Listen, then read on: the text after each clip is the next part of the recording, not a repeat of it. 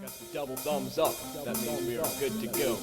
Coming at you live through the magic of the internet. This is another one of our Meet the Maker artist talks. We have an artist here who I've been wanting to show for a while. From South Louisiana, Church Goin Mule.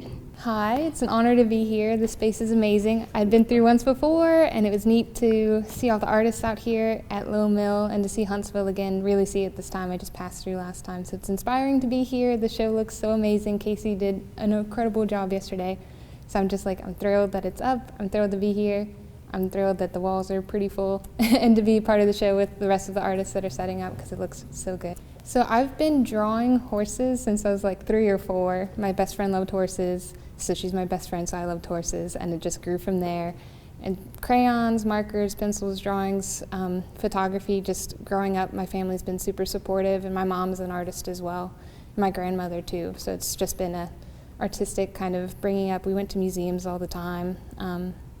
And I think I just always had a sketchbook that I was always drawing in, so just kind of something that I have to do if I want to do it or not. Yeah, do the magic of the internet.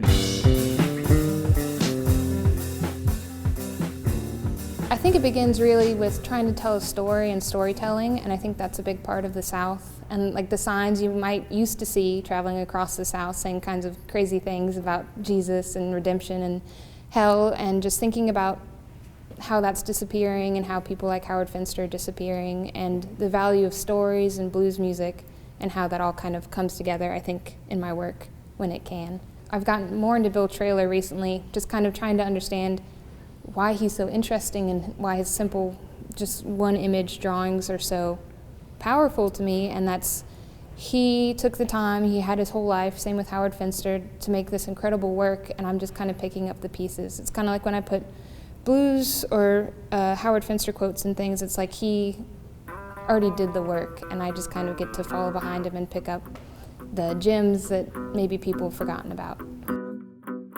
Through the power of the internet, I see things. I think anything you listen to, I don't really listen to music these days, so I don't know, but anything you listen to came from blues music. Everything comes from blues music, I think, really. And bluegrass and Cajun music and blues music and gospel music really have a lot in common. And I think that's, again, something that I want to do is that the South, as wide spanning as it is, Richmond being so different from Huntsville, being so different from New Orleans, just kind of finding out where we're all similar or all related. It seems like most of your images go along with text. Do you consider yourself an illustrator to some degree? I'm not sure if I've ever thought about that. I know sometimes I'll do paintings, and I'm looking for an example here. Like the light one over here, I'd done the text, and then I kept messing the text up, and I'm like, I must drive designers crazy. Like when they look at my work, it's all off-center and kind of messy. I kind of don't really think about too much when I'm making art, just the music or stories that I'm listening to and trying to puzzle it together. I'm not too reflective on things. How does a piece like this come into being? Do you have a sketchbook where you have ideas? Does it start with images? Does it start with words? Or do you just have a piece of wood and you just let things happen? What is your process? It's absolutely all of those things. All of them together? It starts with prepping the wood and getting it ready to paint, so I have a bunch of blank canvases around me all the time.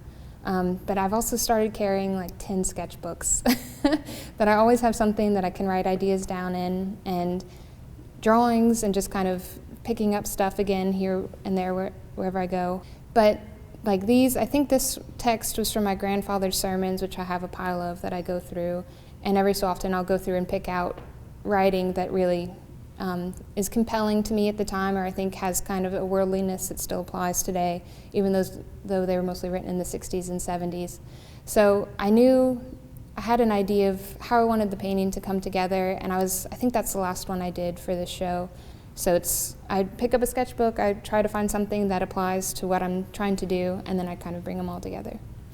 And that's also Finster inspired as well, because he's got so much going on in his drawings, just tiny angels and aliens and all kinds of things just crammed into crammed in there as much as possible. So it's kind of, I think that's probably the accumulation of this show for me, really, is the folk art and religion and stories and coming together with the mule, kind of what I learned from the folk artists in this endeavor and the mule. And